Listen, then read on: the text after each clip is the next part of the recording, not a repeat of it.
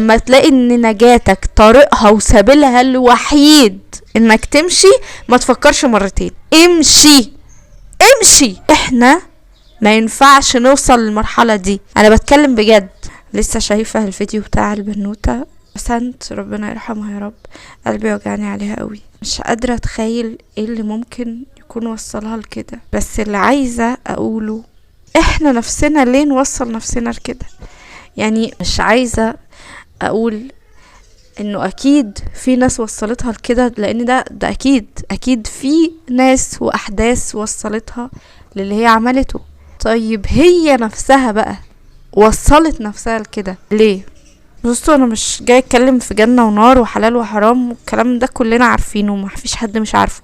بس عايزة اقول انه كل حد فينا مسؤول عن نفسه، مش عن اللي حواليه عملوه فيه. يعني دلوقتي حد فينا اتعرض لصدمات صعبة طول حياته على مدار سنين طويلة، لحد ما كره الحياة، زهق منها ومش عارف يعمل ايه، بيقرر انه ينهي حياته. طيب استفدت ايه؟ عارفين، من فترة شفت فيديو لشخص على السوشيال ميديا كان بيقول، كان على طول بيعاتب اهله على المشاكل والصدمات اللي تسببوا له فيها، وانتوا عملتوا لي كذا، ما كانش ينفع تعملوا كذا، وانتوا تسببتوا لي في كذا، ومفيش حاجة بتتغير. فأدرك وفهم انه اللي هو بيعمله ده غلط، لانه باللي بيعمله ده وبلومه وعتابه ليهم، هو بيرفع ايده تماما من مسؤوليته في تصليح الغلط ده اللي هو وقع عليه وتسبب له في ضرر وفي اذى.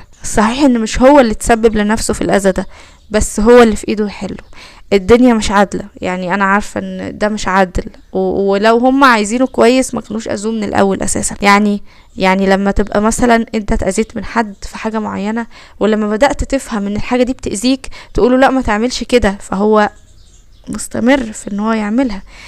ده هو مؤذي، هو بطبيعته مؤذي. يعني انت اما تقوله ما تأذينيش في الحاجة دي، انت بتكلم الحيطة، حرفيا انت بتكلم الحيطة. يعني خلونا اديكم المثال المشهور بتاع الحية اللي قرصت واحد، ماشي ما اذاهاش، بس هي عشان طبعها مؤذي قرصته لدغته، فهو وقف يقول لها صلحيلي اللي انت عملتيه، عالجيلي السم اللي حطيتيه في جسمي. هيقف يتحايل عليها لحد ما السم ينتشر في جسمه ويموت، وهي مش هتتحرك ولا هتعمل له حاجه. المفروض ان هو يتحرك بالسم اللي معاه ويروح يعالج نفسه ويشوف هيعالج نفسه ازاي علشان يعيش. المفروض اننا عشان ما نوصلش للمرحله دي وان الدنيا تسود في وشنا ونقرر انه ننهي حياتنا، نشوف ايه الحاجة اللي هتخلينا ننجو من الاحساس ده، ايه الحاجة اللي لازم نعملها دلوقتي حالا عشان ما نموتش، عشان نعيش.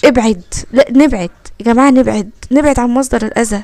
يعني ما احنا لو فضلنا في الوضع ده، يا اما يعني هنموت، يا هننجلط ونموت، يا هنعمل حاجة في نفسنا ونموت، يا هنعمل حاجة في حد من كتر العصبية اللي هم معيشيننا فيها. فنمشي قبل ما نوصل للمرحلة دي. احنا في ايدينا والله العظيم. عارفة انهم هيمارسوا التشويه، وان انتوا مش كويسين، وانتوا اللي مش مستحملينهم، وانتوا اللي مش عارف ايه، والكلام العبيط اللي كلهم بيقعدوا يقولوه ده. احنا ما ينفعش نوصل للمرحلة دي، انا بتكلم بجد. لما تلاقي ان نجاتك طريقها وسبيلها الوحيد انك تمشي، ما تفكرش مرتين، امشي. هتفضل قاعد لحد امتى؟ نفسك ربنا هيسألك عنها. تتجنن؟ يعني عايز تتجنن؟ عايز تعمل في نفسك حاجة؟ مستني ايه؟ بجد مستني ايه؟ مالكش دعوة هيقولوا عليك ايه. اصل هما الاذى في دمهم. يعني انت مأذي وانت معاهم وانت مش معاهم.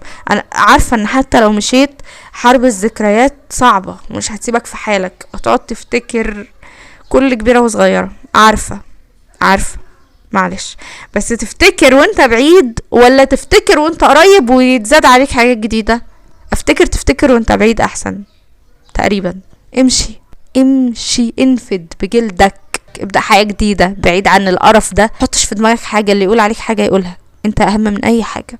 ولو لقيت نفسك يعني مفيش امل وواصل لمرحلة من الضعف، ففي وسائل كتير قوي للدعم النفسي تقدر تروح لها، زي الثيرابي، العلاج النفسي، لو ما عندكش الامكانية، لان الحاجات دي بتتكلف كتير قوي، في علاج نفسي مجاني واستشارات نفسية مجانية، هسيب لكم الارقام دلوقتي على الشاشة.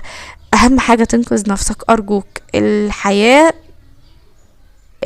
من غيرك وحشة، حتى لو انت شايف حاجة غير كده. سلام.